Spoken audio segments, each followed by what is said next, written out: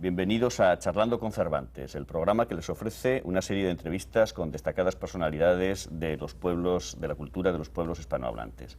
Estamos con ustedes, como de costumbre, José María Conjet, del Instituto Cervantes. Y Raquel Chan Rodríguez, del City College y del Graduate School de la Universidad de la Ciudad de Nueva York.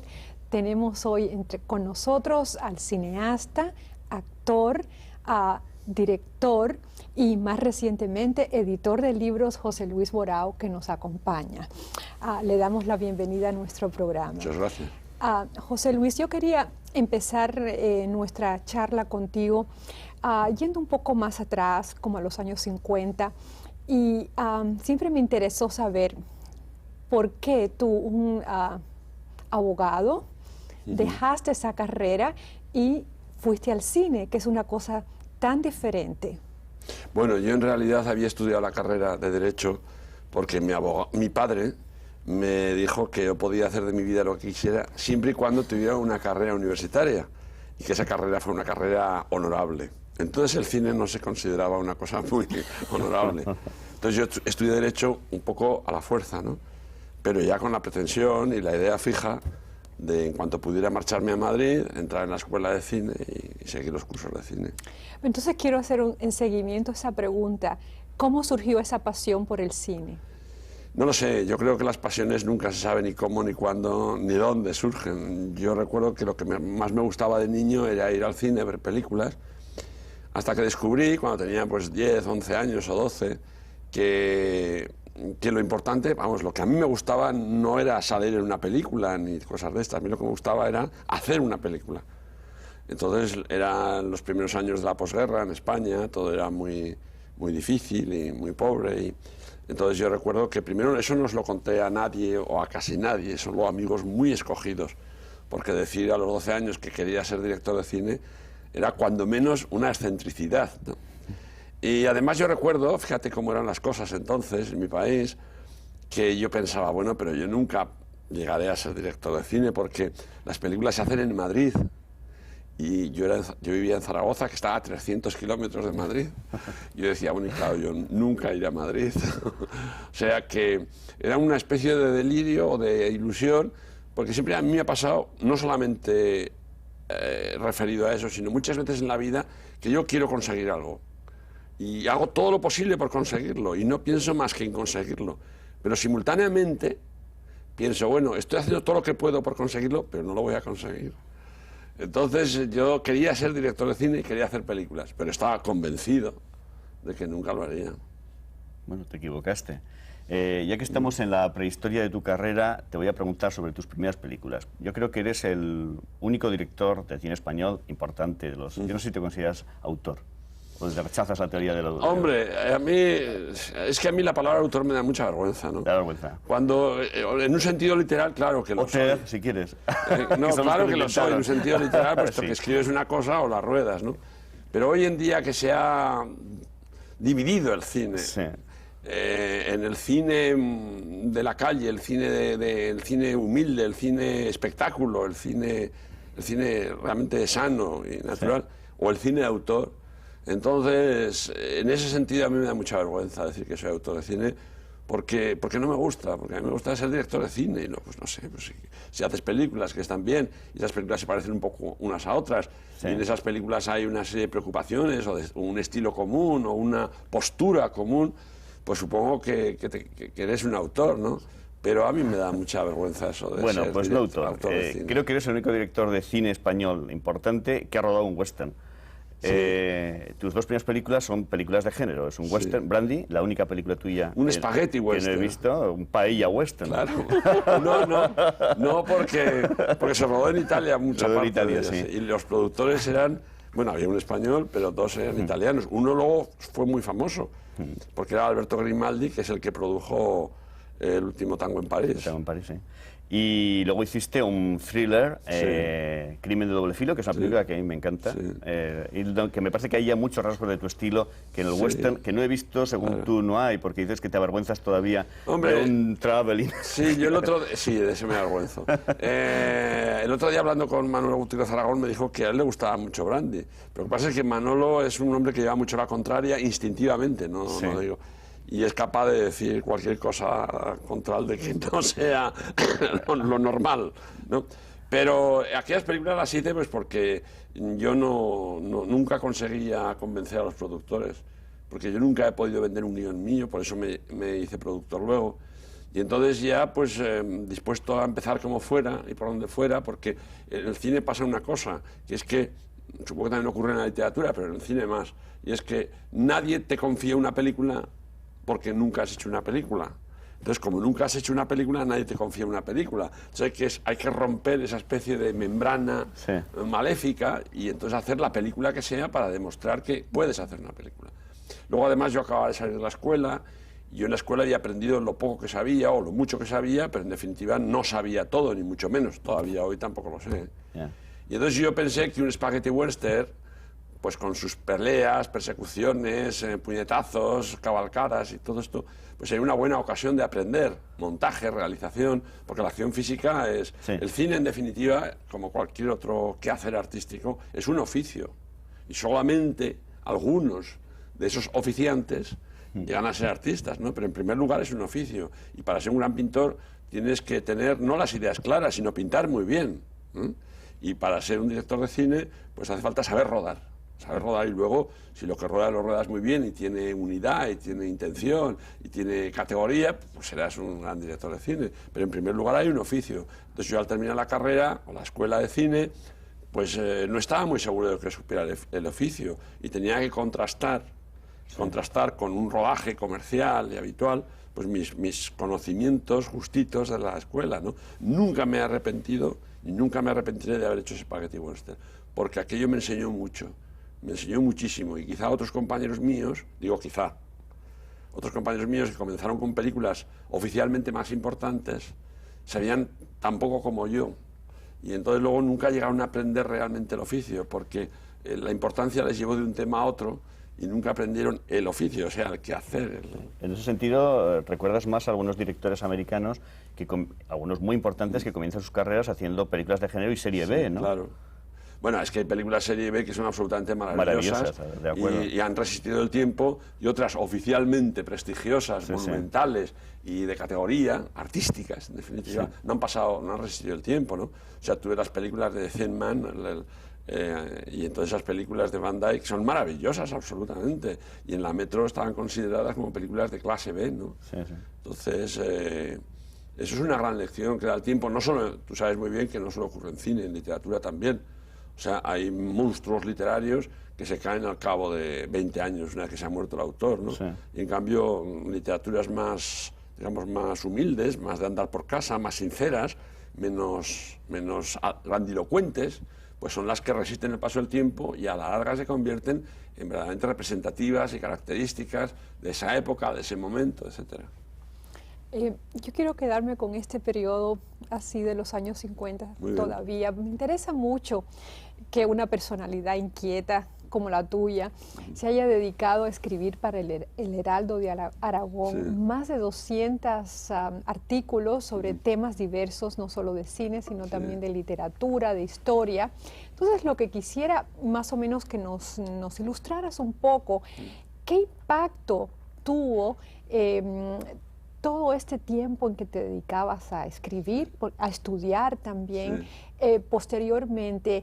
¿Cómo te ayudaron o te marcaron o no te marcaron esas reflexiones que hiciste sobre temas tan diversos para escribir en un periódico? Hombre, me fueron muy útiles, Yo creo que en la vida todo lo que haces, si piensas cuando lo haces y reflexionas sobre el quehacer, pues entonces te es muy útil, ¿no? Entonces yo era crítico de cine en aquel periódico. Entonces esas críticas, pues a la hora de escribir sobre algo que has visto, reflexionas más que simplemente eres un espectador, ¿no? Entonces eso me enseñó mucho, como luego al cabo de varios años me enseñó mucho el cine publicitario, ¿no? Porque también, pues porque tienes 30 segundos para contar una historia, por muy pequeña que sea, es una historia, y además tienes que mandar un mensaje sobre el producto, y tiene que tener humor, entonces escribir en un periódico, tanto además, porque a la vez era alumno todavía en la Facultad de Derecho, entonces escribía sobre cine, fundamentalmente era crítico, pero también pues muchos temas literarios, porque siempre me ha gustado mucho la literatura, pues me tocaban a mí en el reparto de la redacción, ¿no? Venía Hemingway a Zaragoza y tenía que hacer una entrevista a Hemingway, o Carmen Laforet, o quien fuera, ¿no? O había una exposición de Ortega Muñoz, de otro pintor cualquiera, y también me tocaba. Todo eso fue muy útil. El trabajo siempre es útil. Cuando se enfrenta uno a él con vitalidad y con ganas de aprender. Y, por ejemplo, las clases, cuando luego yo fui profesor en la Escuela de Cine de Madrid, pues eran tiempos difíciles en el sentido que los alumnos eran los famosos años 60, ¿no? Y entonces los alumnos eran muy contestatarios. Estaban, por definición, casi en contra del profesor, no porque tuvieran nada personal en contra mía, sino porque en los años del 68 francés, etcétera, ¿no? Entonces, a priori, eran un poco, eran opuestos a ti, ¿no? Entonces, en aquellas clases, no solamente tenía que decir yo lo que creía, es que tenía que convencerles de lo que yo creía. Y entonces, al buscar desesperadamente cada día razones y argumentos para probar concluyentemente que lo que decía era cierto, pues entonces yo aprendía muchísimo. Había clases que al terminarlas decía yo, en realidad el que más ha aprendido he sido yo, porque si no lo hubiera sabido lo que decía de una manera un tanto, pues digamos, libre y difusa, pero al tener que encontrar argumentos y razones, pues claro, es un esfuerzo muy grande. Y incluso dando clases se aprende más que no dando clases. Entre Crimen de doble filo, tu segunda película, y la tercera, Hay que matar a B, que es la primera de la que realmente llamas la atención de los críticos, te empiezan a considerar como director de cine, pasan casi 10 años, 9 exactamente. Pero entre medio hay algo que me parece que es importantísimo en tu carrera, es que fundas El Imán. Es una productora, vas a hacer cine publicitario y además vas a dar oportunidad a algunos de los directores, algunos enormemente importantes en la historia del cine español reciente. Una de las primeras películas de Gutiérrez Aragón, Camada Negra, está producida por ti, a Iván Zulueta le diste la primera oportunidad. Les robo la primera película importante de Armiñán, Mi querida señorita, que estuvo además propuesta para los Oscars, también está producida por ti, y además apareces como actor, como médico, es el médico que elige a López Vázquez, que en realidad no es una mujer, sino un señor. Háblanos de tu labor como productor en estos años. No haces cine, pero realizas una labor realmente... Bueno, no hago cine por la razón sencillísima de que yo nunca conseguía convencer a ningún productor importante para que me diera una película. Yo llevaba mis guiones y siempre me decían: sí, esto es muy bonito, José Luis, pero esto no da dinero. Cuando ellos, los que decían eso, estaban perdiendo dinero a manos llenas. O sea, que eso es muy curioso. Entonces yo ya vi que me tenía que hacer productor. Entonces yo no tenía dinero y tuve que ganar dinero para poder hacerme productor. Y eso me llevó 9 años de mi vida. Entonces yo había trabajado en una agencia de publicidad y entonces descubrí el camino puse una compañía, una empresa, El Imán, y entonces producía películas publicitarias. Pero al mismo tiempo, yo recordaba que cuando había sido alumno en la escuela, a mí me irritaba mucho el que había algunos profesores que eran productores o trabajaban en empresas de producción. Y entonces estos profesores, muy bien, las daban las clases muy bien y tal, pero nunca llamaban a ningún alumno. Era como si desconfiaran de nosotros. Entonces yo me propuse, que si algún día yo tengo la oportunidad de repartir trabajo, lo haré. Porque me parece mucho más estimulante y mucho más positivo y en el fondo mucho más lógico, ¿no? Entonces yo pues empecé a llamar a alumnos míos. Ya, cuando yo puse esa oficina, esa productora, ya era profesor en la Escuela de Cine.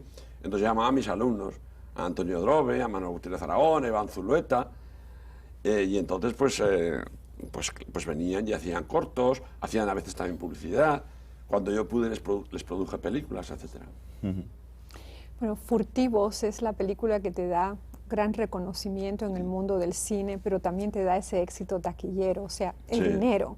Entonces, ¿nos podrías hablar un poco de cómo se concibe esa película en una época y en un año tan central como el que salió, 1975, que es el año de la muerte de Franco, si no mal no recuerdo, y la película tiene una serie de subtendidos sobre la sociedad española y se puede, claro, leer en varios de estos planos. ¿No pudieras hablar de cómo surgió esa película? Pues en realidad Furtivo surge como una reacción, porque yo había hecho una película antes, que era la que ha hecho José María, Hay que matar a B. Y entonces esa película que ocurría en el cono sur americano, o sea, en un país indeterminado que podía ser Argentina, Chile, Uruguay. Pero aquella película no se pudo hacer como yo quería porque la censura nos impidió que los personajes fueran vascos, como yo quería que fueran vascos en esa. Entonces los tuve que hacer húngaros. Entonces la película ya fue un poco... a mí es una película que me costó mucho tiempo preparar, muy difícil de hacer. Y cuando yo salió, pues efectivamente sí, muchos críticos la pusieron muy bien y le dieron muchos premios, etc. Pero había en el ambiente la creencia de que yo, y algunos críticos lo dijeron, que lo que demuestra con esta película Borao es que ha sido muy buen alumno en la clase, ha sido un alumno aplicado. Y entonces ha hecho una película mimética. De Frisland. Pues de Frisland, y no solo de Frisland, sino de más gente, ¿no? Sobre todo de Frisland, pero de más gente. A mí me supo muy malo. Me supo muy malo porque si los personajes hubieran podido ser vascos y hubiéramos podido rodar allí y tal, pues la película hubiera sido, evidentemente, muchísimo. O sea, no hubiera sido una película mimética o no hubiera podido planear la sospecha de que era una película mimética. Entonces, cuando esa película se estrenó y la gente reaccionó así, vamos, la crítica... Entonces llamé a Manuel Gutiérrez Aragón, que había sido alumno mío en la escuela, y dije, mira, ahora vamos a hacer una película que sea justo lo contrario. O sea, una película que sea española, pero rabiosamente española, para que nadie me pueda decir que soy un director mimético o que soy un alumno aplicado, que es un término muy discutible, ¿no? O sea, que a veces un alumno aplicado es un elogio, pero utilizado en cierto sentido, más bien es un comentario irónico. Entonces hicimos la película como reacción. Furtivo es una película muchísimo más fácil de hacer de que Matar ave, muchísimo más fácil. Y la hicimos, pues eso, pues, como ahora se dice, visceralmente, o sea, llenos de rabia y de la película. Yo nunca sé cómo se pudo hacer ni cómo se pudo llegar a estrenar, porque cuando estaba terminada ya, pues le querían dar 30 y tantos cortes, me acuerdo. Y entonces, bueno, fue una historia muy larga, entonces yo conseguí que en el Festival de San Sebastián la aceptaran, entonces yo dije luego que no se presentaría en el festival si querían cortar la película. En fin, hice una especie de chantaje al ministerio y conseguí sacarlo adelante, ¿no? Pero la película, cuando lo estábamos rodando, el director de fotografía, que ha muerto y que era un amigo mío y un director de fotografía maravilloso, pues venía en el rodaje, llevamos 2 o 3 semanas rodando, y me decía, pero oye, José Luis, me decía en voz baja, para que no me lloraran los demás, ¿no? Oye, José Luis, ¿tú te das cuenta de la película que estamos haciendo? Decía, primero, la protagonista es una señora de 75 años, o 70 y tantos. El chico es feo y bajito, la chica es fea y lleva el pelo cortado al cero. No se sabe muy bien en la historia si la suegra ha matado a la nuera o no la ha matado. No se sabe si ha habido un incesto o no ha habido un incesto. Y luego tú eres el personaje cómico, el tonto de la película, porque hacía un papel de gobernador civil. No eres se el me tonto de la olvidará. película, y entonces, y claro, estábamos en la dictadura de Franco, ¿no? Entonces van a cargarse todo eso. Yo, que ya había pensado lógicamente esas cuestiones antes de empezar la película, pues claro, decía, mira, Luis, por favor, ya lo sé que es tremendo, ya sé que estoy metido en una aventura suicida, pero vamos a seguir adelante porque a mitad de película no podemos cambiar las cosas, ¿no? Pero luego salió todo muy bien, sí. Tu siguiente película fue también una película ya no carpetobetónica, sino andaluza. Sí. Andaluza y británica. Eso te iba a decir. Una vez has dicho que parte de una frase de García Lorca, que Andalucía nunca se había casado con un británico o algo así, ¿no? No, eso no es la frase de Lorca. ¿Tú no lo has dicho tú? No lo he dicho. No, nace de que en la cultura andaluza, pues los viajeros extranjeros son muy importantes, sobre todo en el siglo XIX. Sí, claro. sí, Burroughs, Ford... En realidad es del final del XVIII, ¿no? Sí. Y entonces, pues no hay pueblo andaluz con cierta entidad o cierta categoría donde no hayan vivido, pues desde Gerald Brennan hasta Virginia Woolf, vamos, sin ir más lejos, ¿no? Entonces a mí me gustaba, el tema era, por una parte, confrontar los andaluces con esos extranjeros que llegan con otros criterios, otros modos de vida, otras... Y luego era una película fundamentalmente sobre la mujer, o sea, era una película, la mujer desde 3 puntos de vista, ¿no? O sea, la mujer andaluza, que es la mujer en aquel momento en una sociedad donde la mujer es un ser débil y por ser débil vive con mayor peligro, y por vivir con mayor peligro es más astuta y es más, porque se tiene que defender más. Esa era la mujer real que la encarnaba Ángela Molina, ¿no?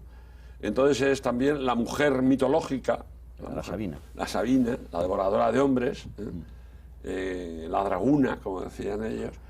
Y luego también la mujer religiosa, o sea, la religión, que es la Virgen, ¿no? Y entonces esas tres mujeres se enfrentan más o menos en la película. Tú tuviste problemas no de dirección de actores, sino de compenetración, ¿no? Porque había ahí actores suecos. Sí, había 2 actores británicos, los escritores. Sí, había una americana. Claro. Luego había una americana, Carol Kane. Que es una maravilla de actriz en esta película. Y luego había también una actriz sueca, Harriet Andersson, que ha hecho muchas películas con Ingmar Bergman, porque en realidad esa era la parte extranjera viviendo en ese pueblo o llegando a ese pueblo, ¿no? Porque los que vivían en ese pueblo eran realmente John Finch, que era uno de los escritores, y la mujer con la que vivía, que era la americana, vamos, Carol Kane, la actriz, ¿no? Y entonces venían la antigua mujer de John Finch, que era una editora, se suponía, en Inglaterra, pero de origen sueco, nórdico, y su marido presente, que da la casualidad que también habían sido amigos antes los dos maridos, ¿no? Entonces eso era la parte, digamos, extranjera, en ese pueblo andaluz que se rodó en Ronda, aunque era un pueblo inventado en la película. Y luego estaban los españoles, o sea, sobre todo Ángela Molina, su hermano, que era un niño, un chico retrasado mental del pueblo, que era al que había atacado la Sabina y se había salvado la Sabina, el monstruo mitológico, ¿no? La película, a mí me parece una película interesantísima y notable. Voy a hacer aquí un poco de abogado del diablo. Me acuerdo que una crítica que te suelen hacer de vez en cuando, y con esta los críticos acentuaron, es que la tendencia a la abstracción en tu cine. ¿Y tú no crees que esta quizás sea tu película más abstracta? Yo no sé, yo soy muy mal, no sé enjuiciar mis películas. Yo he hecho ahora una película que está recién estrenada y realmente cuando leo las críticas, pues, hombre, si son malas me indigno o me entristezco más bien, ¿no? Si son buenas lo celebro, pero realmente yo nunca puedo enjuiciar las películas, no puedo enjuiciarlas objetivamente, porque siempre las enjuicio desde el punto de vista de lo que yo quería hacer y nunca salen como uno pensaba, nunca, ¿no? A veces incluso salen mejor de lo que creías, en el sentido de que hay planos, no películas enteras, pero dices, oye, esto ha funcionado muy bien, esto yo no sé cómo se produjo este pequeño milagro, ¿no? Pero yo no soy un crítico objetivo de mi cine en absoluto. Es más, cuando me dicen muchas cosas me quedo asombrado. Aparte que tengo una tendencia, como yo creo que la tienen muchísimos directores, a una vez que ha hecho la película ya olvidarte de ella. Yo no puedo olvidarme del todo porque como soy productor de la película, la tengo que enseñar a posibles compradores, a posibles festivales y la vuelvo a ver muchas veces. Pero si por mí fuera, cuando yo acabo de dirigir una película y la película está terminada y se estrena, por decirlo así, pues ya no me gusta volver a pensar en la película. Lo que pasa es que tengo que hacerlo, pero... Quería preguntarte, querido José Luis, que a lo largo de tu carrera tú has tenido la oportunidad de dirigir actrices muy reconocidas del cine español. Estoy pensando, claro, en Lola Gauss, en Imperio Argentina, en Victoria Abril, en Carmen Maura. ¿Nos podrías dar como alguna pequeña viñeta de tu trabajo con estas actrices? Sí, a mí me gusta mucho trabajar con actrices porque yo pienso en términos generales que la mujer es un personaje, es un ser más interesante que el hombre. No sé si es porque al ser yo hombre, pues comprendo mejor a los hombres y ya pues al comprenderlos los minimizo. O sea, cuando una cosa la entiendes perfectamente, deja de ser ya misteriosa para ti, ¿no? Entonces, no sé si es por esa razón o porque realmente la mujer es más rica y más complicada por dentro. Yo creo que es lo último, o sea, que es más rica y más densa. A mí me gustan mucho los personajes femeninos y me gustan mucho trabajar con las actrices. Las películas, como una vez me dijo un compañero mío, son películas masculinas. Pero precisamente por ser películas masculinas, las mujeres son importantes, ¿no? Entonces, sí, yo he trabajado con todas esas que tú has dicho. Son muy distintas entre sí. Imperio Argentina pues es una actriz mitológica del cine español de los años 30 y 40 también. Yo en realidad la utilicé en Tata Mía porque en Tata Mía era una especie de homenaje o de conmemoración de la Guerra Civil Española, lo que había sido de los hijos de aquellos personajes. Y entonces Imperio Argentina era un personaje que lo recuperé en la película, ¿no? Luego, pues claro, son muy distintas. Ángela Molina es una actriz racial, auténtica, no es folclórica, pero sí lleva todo el nervio y el misterio de la raza andaluza o gitana. Carmen Maura es una persona muy desarrollada culturalmente, con un gran talento para la comedia, porque es cínica, en el buen sentido de la palabra, y para ser cómico, o sea, comediante, quiero decir, hace falta ser cínico y tener brillantez y retranca y humorismo, y entonces eso lo hace perfectamente Ángela Molina. Luego Victoria Abril, Ángela Molina, Carmen Maura. Que ha pasado por este programa también, ¿sabes? Sí, sí. Y luego en Victoria Abril, pues yo hice cuando estaba empezando su carrera, bueno, llevaba ya 4 o 5 años trabajando, pero Victoria es una actriz que es la preparación. O sea, Victoria da gusto trabajar con ella porque cada mañana llega al rodaje no solamente con todo el texto aprendido, que es bastante, porque algunas actrices ni se saben el texto, no solamente con todo el texto aprendido, sino pensando cómo puede decir cada frase, incluso yo diría cada palabra de 5 o 6 maneras distintas. Entonces, cuando lo hace delante de ti, tú eliges, ¿no? Es como si te ofreciera una bandeja y dices, pues me gusta esto, o me gusta esta mirada, o me gusta tal. Y entonces, en ese sentido, es formidable. Y luego, yo he hecho una película ahora, la última, con Icíar Bollaín, que es una grandísima actriz. Yo tenía una directora. Y directora. Ha dirigido una película que no está nada de mal, pero nada de mal, es una primera película. Bueno, lleva 1 año y pico en carteles en España, esa película. Icíar ha trabajado con grandes directores, o sea, su primera película la hizo con Víctor Erice, El Sur. Ha hecho una película famosísima de Ken Loach, bueno, ha trabajado. Y entonces yo, Icíar, pues estaba, aparte, yo había hecho una película de actor con ella, donde era yo su padre, ¿no? Pero siempre había hecho películas dramáticas y entonces en esta película que he hecho yo, donde también tiene un papel dramático, pero hay muchas escenas que tiene humor. No llegan a ser comedia, pero tienen humor, ironía y retranca. Y yo tenía mis dudas con relación a eso, y luego lo ha hecho muy bien. Yo creo que si a las actrices las quieres en el rodaje, las envuelves, las conquistas un poquito, ¿no? Les puedes ir sacando lo mejor. Muchas veces dándose cuenta de ellas y otras sin darse. Y es muy apasionante trabajar con actrices. Sí. José Luis, resulta que a mí me hubiera gustado que nos hablaras de tu experiencia en Hollywood, que supongo que habría interesado muchísimo a nuestros espectadores, experiencia que fue dramática para ti, pero que sin duda tiene mucho interés. Todo lo que he leído sobre ella me ha parecido enormemente apasionante.